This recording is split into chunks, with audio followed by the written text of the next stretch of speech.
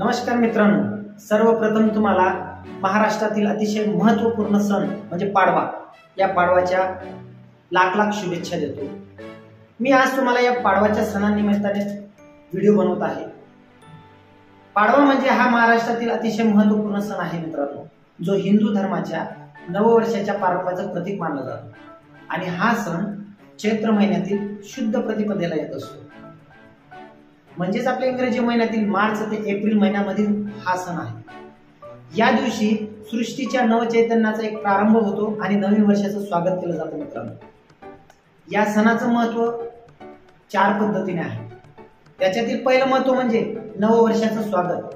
हिंदू पंचांगानुसार येणारा पहिला मराठी नवीन वर्षाची सुरुवात म्हणून पाडवा मानला जातो।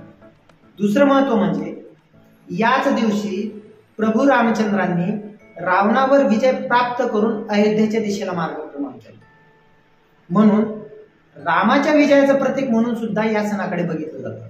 आणि तिसरं म्हणजे शेतकऱ्यांचा सण।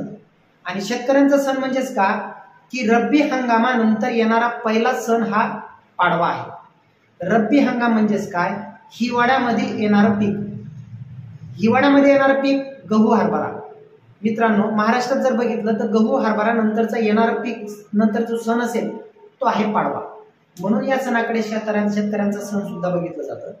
त्याच्यानंतरचं चौथं महत्व आहे या सृष्टीचा एक नवा आरंभ, ज्या ठिकाणी नवीन वसंत ऋतूचं नवीन चैतन्याचं आरंभाचं एक प्रतीक म्हणून मानला जाणारा हा सण आहे। मित्रांनो, या सणाच्या काही पद्धती आहेत। त्या पद्धतींपैकी सर्वात अगोदरची पद्धत म्हणतो की आपण गुढी उभारणं। गुढी उभारणं म्हणजे नेमकं काय, घरातील प्रत्येक व्यक्ती सकाळी लवकर उठतो, उठल्या रेशीम कापडाने त्या ठिकाणी आंब्याच्या आमठ्यांचं एक तोरण बांधतो आणि तोरण बांधल्यानंतर त्या ठिकाणी आपल्या घरातला कळस हा उलटा मारून त्या कळसाला एक गोड साखरेची एक माळ घालतो। ही पद्धत झाली। दुसरी पद्धत नंतर त्याच्यानंतर आपण जी गुढी बांधलेली असतो त्या गुढीला पूजन केलं जातं, म्हणजे त्या गुढीचं हळद कुंकूने पूजन केलं जातं।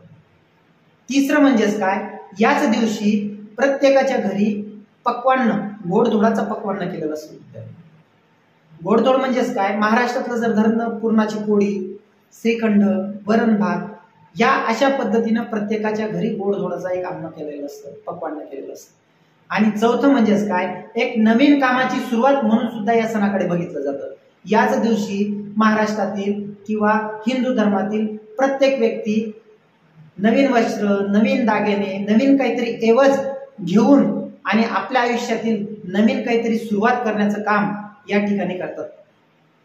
म्हणून मित्रांनो, मी आज तुम्हाला विनंती करतो, आज पाडवाच्या निमित्ताने तुमच्या आयुष्यात पण काहीतरी एक नवीन संकल्प करा, नवीन काहीतरी एक गोष्ट सुरुवात करा। आणि पाडवाच्या निमित्ताने तुम्हा सगळ्यांना श्री साई फाउंडेशन फाउंडर राहुल सोनई यांच्या वतीने लाख लाख शुभेच्छा देतो।